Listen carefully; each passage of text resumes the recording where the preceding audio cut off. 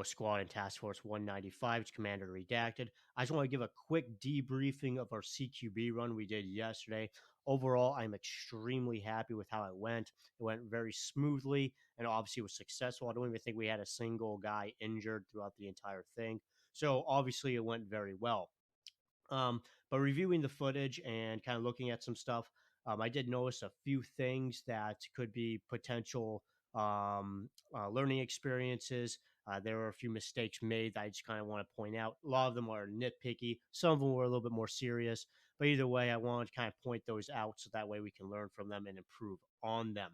So also, I'm probably going to explain some of our SOPs as well, listening to the Discord chat as we ran through it. Some people kind of were at least asking questions and in terms of what we were doing. So I thought I'd answer some of those as well. So let's go ahead and just take a look at this. So we decided to go through the side door rather than the front doubles. The door is locked, so we decided to ballistically breach it. First mistake that happened here. Whoever this was, I believe it was Tony. You don't see it in this video, but you can see it on the other, whoever took the other footage.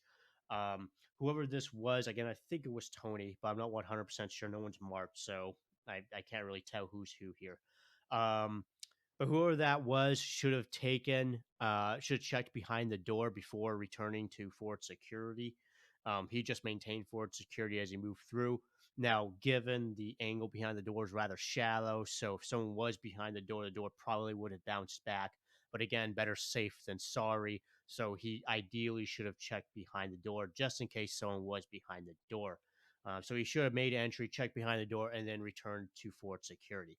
A little nitpicky, but again, it should have been done. All right, I'm going to skip around a little bit as to not make this too long. All right. So here, whoever this is did a good job working to roughly that 45-degree angle. Obviously, this dude got absolutely smoked. Now, right here was where the biggest mistake was made. So whoever this was, he began to push forward towards this door to stack up on the narrow of this door that's off camera right now. But he did that before whoever this was. Again, I believe this was Tony as well. Broke that 90. So ideally, this guy right here, whoever this was, should have moved after whoever this was took the 90 and was holding fort security at the 90 degree. Now, at this point, even though whoever this was is holding fort security here, whoever was stacked up directly behind him, this guy right here, he should have been directly on his ass and holding security over here. So as whoever this was maintaining security on the door, whoever was stacked up directly behind him should have basically stayed cheek to cheek, like butt cheek to butt cheek with him, and maintained his orientation towards these angles right here. Because right now, even though we got a guy holding the 90 degree here, he can't see these angles over here. So this guy is exposed to these angles over here, which, for the few seconds that he was here alone, he was exposed. Now, eventually, someone did move over and cover these angles, but again, it was delayed, leaving him exposed for a short period of time. The other way that this could have happened is, again, whoever this was, as he broke off that hallway wall, he could have actually maintained security over here and worked up to the narrow. That wouldn't have been wrong either. It just would have been they would have just swapped roles. So the guy behind him would have again stayed cheek to cheek with him and maintained his security over the door. Either way is fine. There's not necessarily one way or the other wouldn't have been right or wrong. But either way, one of those two should have happened here to make sure this guy isn't exposed for a period of time. Now, eventually, someone did break over there and then take it. Luckily, no one was at those angles. But again, out of everything that happened here, that was probably the biggest mistake. So again, it's just a learning opportunity, something to improve upon. Okay, I'm going to kind of skip around here just to make this not so long. Obviously, we took this room. This room went pretty smoothly. Those guys got smoked. I believe this was Cobb, but whoever this was did a good job maintaining security from the threshold as this room was cleared. So at this point, we were going to swap over to this door, or to the other door. I'm very happy that forward security and rear security throughout this run was tested. It's good because I know some people find forward and rear security as like menial jobs or boring jobs. They're absolutely not, and I like it when AI are a little bit more aggressive and are more willing to roam around because it will test forward and rear security, and will make it so that way whoever's holding those positions are not becoming complacent. All right. So now at this point, this door was trapped, and we had someone from deeper in the stack come work the door. Someone did ask a question about this, or just stated something about this in the Discord chat as we were running through it, talking about how we didn't have one of the doormen, i.e., the number one or number two man, work the trap. Yeah. So in our SOPs, we never have the number one and or number two man, depending on whether it's single stacked or double stacked, of course, i.e., the doormen. We never have them. We never have them do anything in terms of the door, um, other than working the door. Right, their job is solely to hold security on the door and then work the door when it needs to be worked, and then obviously work the room. Um, but but before that happens, their sole responsibility is holding security on the door. So whether a trap needs to be disarmed, like in this case, or the door needs to be breached, or a flashbang needs to be prepped, it is never, never, never the doormen who do that. Never. It is always somebody else deeper in the stack who does that. Who does that. While those things are being done, again, whether the door's being breached, traps being disarmed, flashbangs being prepped, or whatever, the doormen are always holding security on the door, and that is their sole responsibility throughout that process. Um, so yeah, that was just a quick question, or something I wanted to clarify for those watching in Task Force 195 while this was going down. All right, moving on from here. Obviously, we make entry into this room. Everything went fine here. Uh, all the civvies were secured. Someone did end up wedging this door. Even though the door is wedged, I can't see everybody here, so somebody might have been still holding security on it. But just in case, I'll mention, even though the door is wedged, if you're on the back of the stack, even if the door is wedged, you should be holding rear security on it, just in case. All right, so at this point, we make entry into this room. Nothing really special. Everything went fine here. Just skipping through again just to make it so that way this doesn't take too long. Yeah, so somebody at this point in the Discord chat was talking about how we stayed as one unit and we didn't split up and clear the building separately. So in regards to splitting up a team, um, that should only happen if you have a very detailed plan as to how the two separate teams are going to move through the building, especially if you're splitting up on the same level. So generally speaking, I mean, we do quite frequently split up a stack, but when we do so, particularly like for our official events or whatnot, we'll build a very detailed plan as to how we're going to do that. If we're staying on the same level, because there are significant problems and potential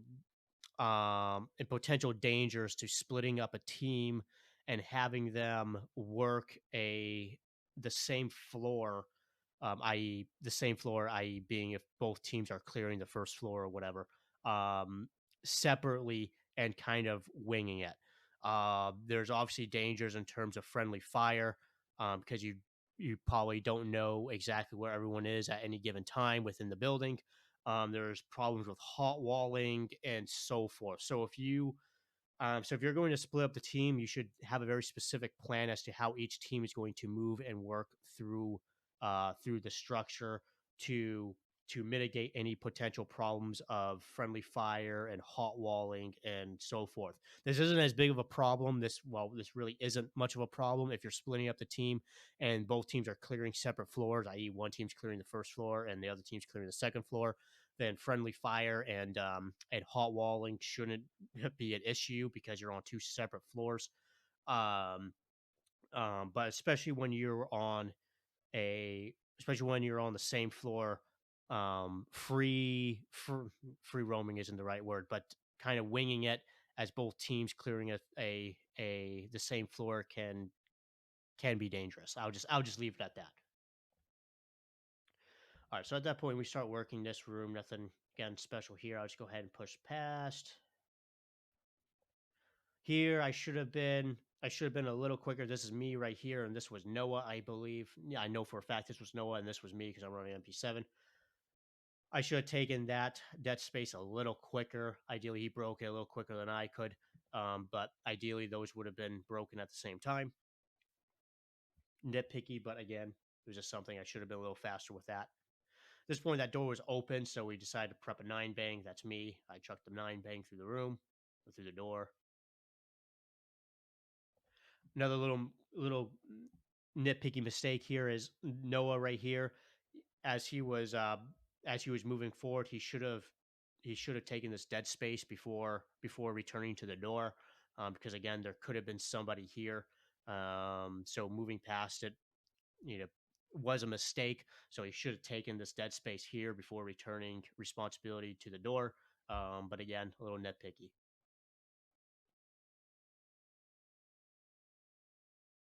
I smoked that dude next to that civvy. That was me, low key bragging. And at that point, we move through and secure the rest of this room.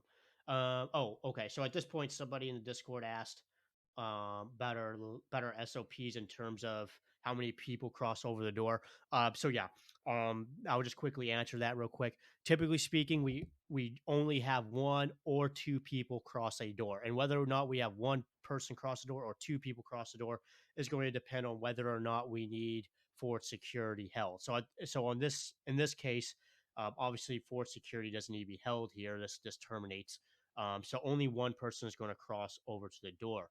If I go back here, like yes, right here. So in this case, fort security needs to be held. So at that point, two people are going to cross the door. One's going to maintain fort security. The other one's going to maintain security over the door. So that's how many people we have cross a door. One, if fort security is a non-factor. Two, if fort security is a factor. Again, one holding fort security, the other one maintaining security over the door. And generally speaking, I know someone was asking about stack placement. Generally speaking, we stick to heavy stacking for a variety of reasons. The primary one, honestly, just being simplicity for SOPs. Um, it's a lot easier for a team to. It requires a lot less coordination for a team to move into a room if you're heavy stacked, because once number one and number two man make entry, it's just follow the leader into the room. If you're split stacked, there's coordination between one guy on one side enters the room and the other guy on the other side enters the room, and it's crisscrossing. It requires more coordination and just more complexity. um, so for simplicity's sakes, we generally stick with heavy stacking. Also, if we're so used to split stacking, um, more people will have a tendency to want to cross over the doorway. And even though the door is closed, the the door is still a danger area. We want as little people as possible to have to cross over the door, which is why we only have one or two people cross the door um, when we're double stacking a door, right? And it's only as many people as we need to, which i.e. is either going to be one or two, depending if fort security needs to be held. So just quickly noting that in terms of fort security, or I'm sorry, in terms of stack placement. So quickly, I just want to talk about one more thing here for Bravo. So this was a potentially dangerous. Um, this was a dangerous situation right here when we had a dude run through the door like that, an asshole of a civvy. So this is a very dangerous potentially dangerous situation because if that dude needed to get shot, if he wasn't a civvy, he was a hostile, he needed to be shot. This is dangerous because now we have crossfire. And just this is a major, major confliction issue right here. So I know this happened really fast, so we might not have been able to do this anyways, just for how fast it happened. But in the event that that door opens up and we're stacked up on it, um, the doorman need to work to that 45 or that 90-degree angle immediately.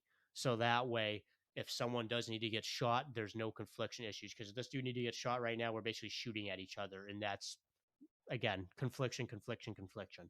So the moment that door opens up, doormen need to work immediately to the 90. Now in this game, because this game's retarded and doors open up at the 90-degree, it's primarily going to be the guy on the weak side of the door's job to actually work to that 90 as quick as possible, because the guy on the strong side, he's going to be cock blocked by the door. He's going to have to work around it.